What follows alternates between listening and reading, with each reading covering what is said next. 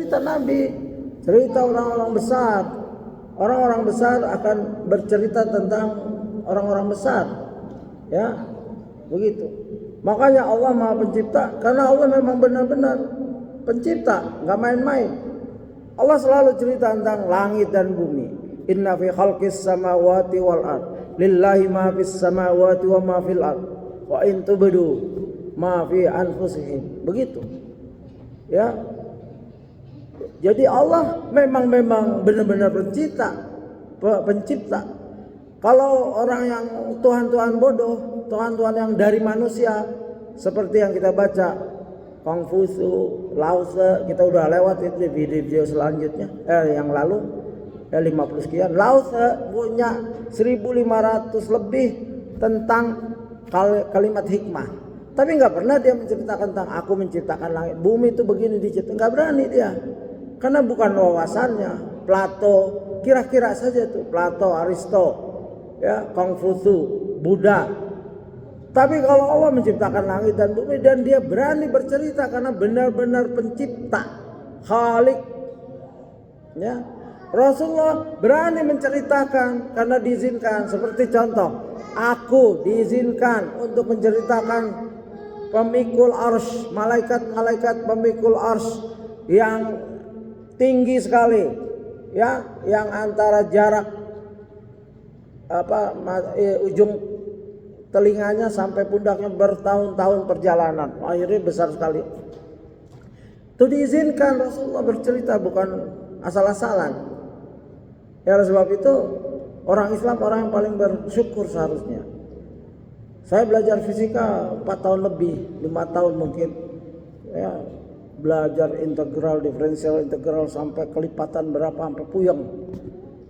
Cuman mau mengetahui alam semesta, carbon dating dan lain-lain, itu juga masih teori. Einstein bilang alam semesta seperti spiral, ya, alam semesta expand, kecepatan expandnya. Kenapa gelap? Karena alam semesta expand itu melebar, kecepatan melebarnya seperti kecepatan cahaya 600.000 km per detik. Wallahu alam. Ya, kalau nggak ada di Quran dan Sunnah boleh percaya, boleh enggak, boleh dicampakkan.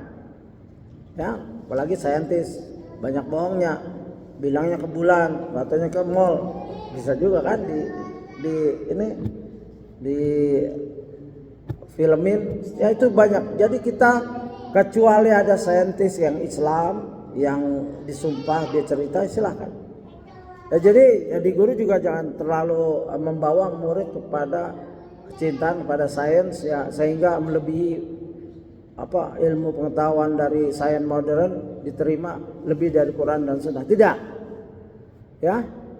Islam ini adil.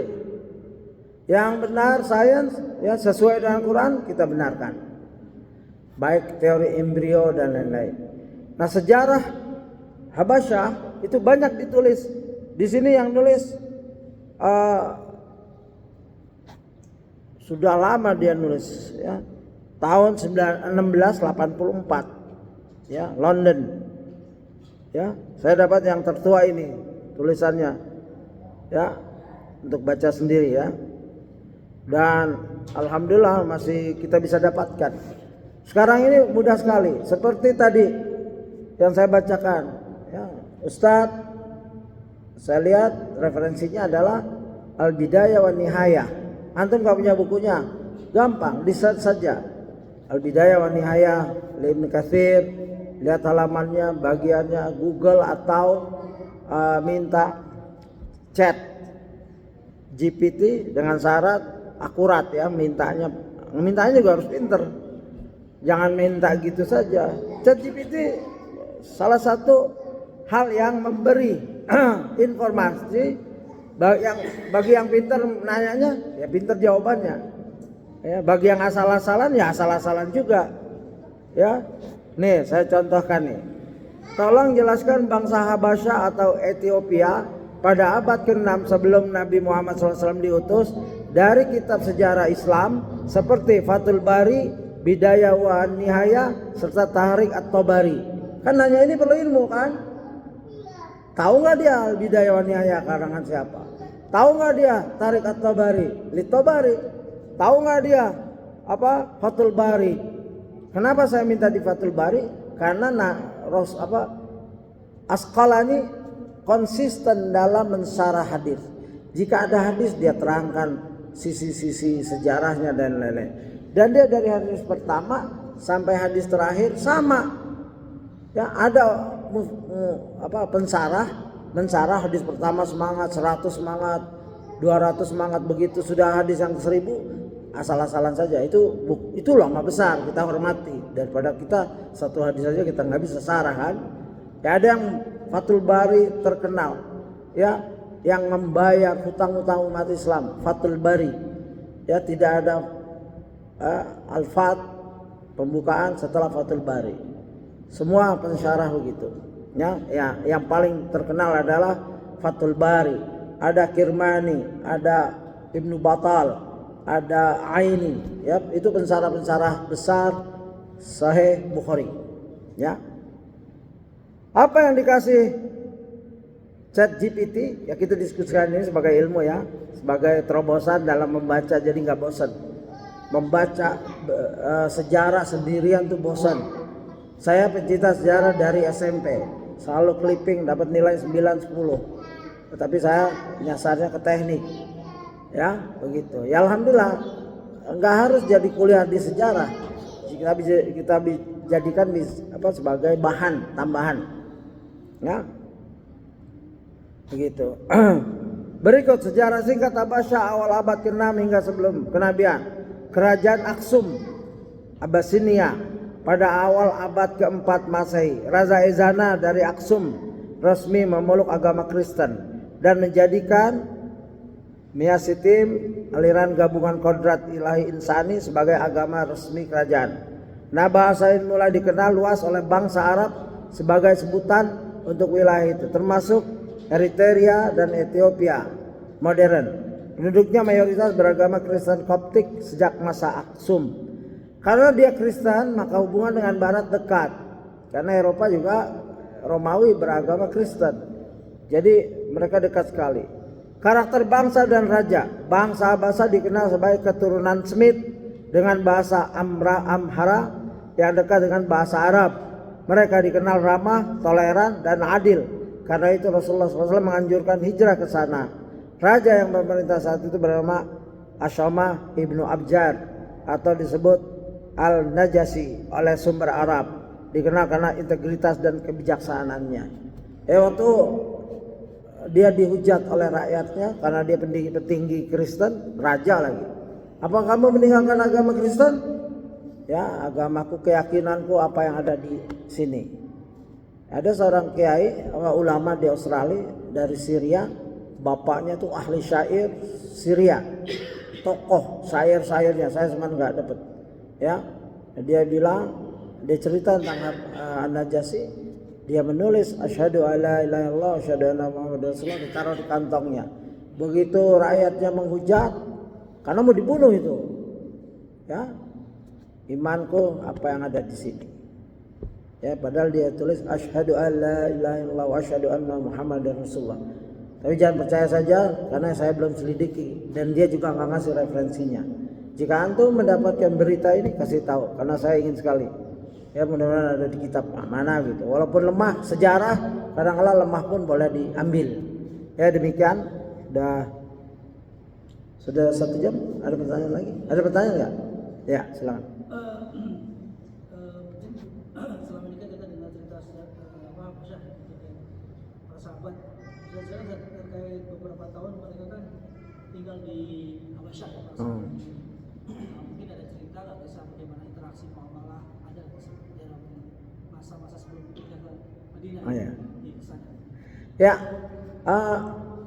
bagaimana keadaan mereka setelah tinggal di Ethiopia ya, di Habasyah. Mereka dihormati, diberi tempat dan lain-lain. Bahkan ada sebagian mereka tetap tinggal walaupun Nabi sudah hijrah ke Madinah.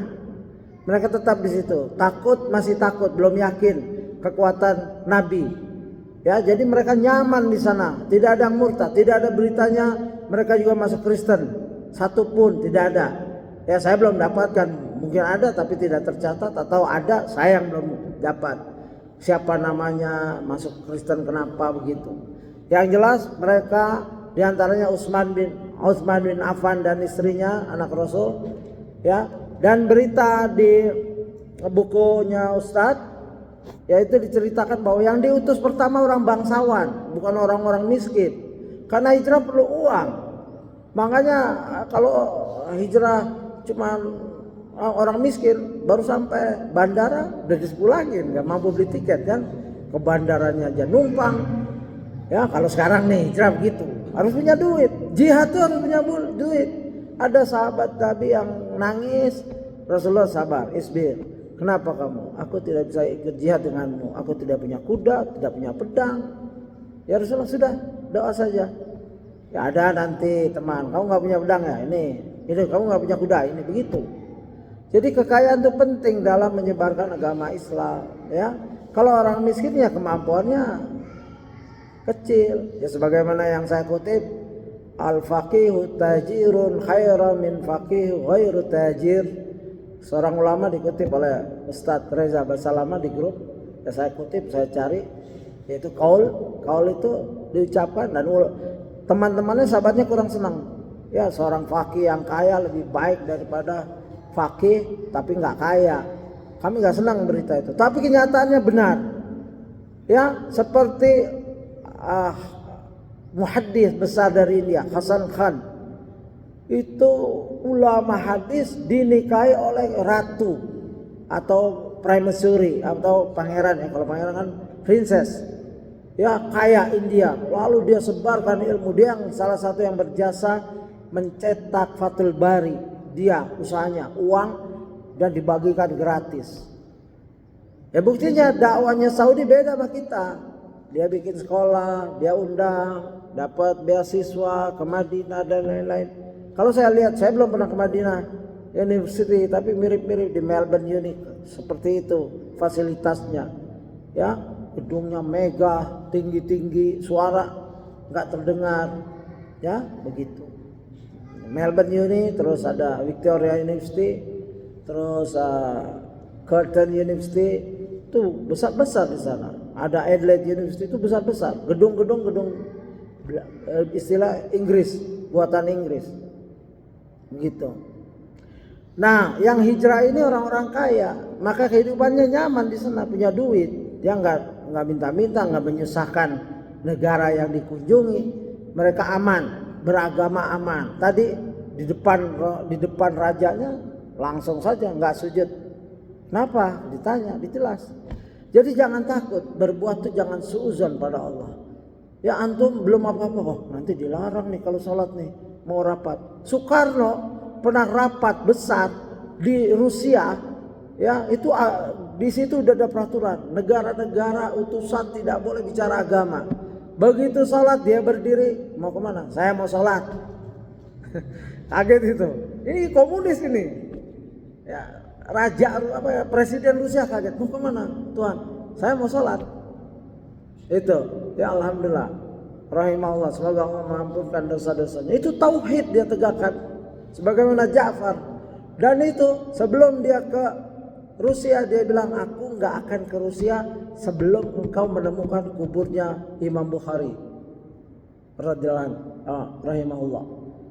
Sibuk intelijen KGB, gentayangan mencari wilayah mereka, ditemukanlah ya di mana itu, Azerbaijan atau mana kuburannya. Cuman ya jangan disembah, cuman tahu aja, cuman kan begitu, kebablasan, dijadikan keramat, ya ini nggak boleh.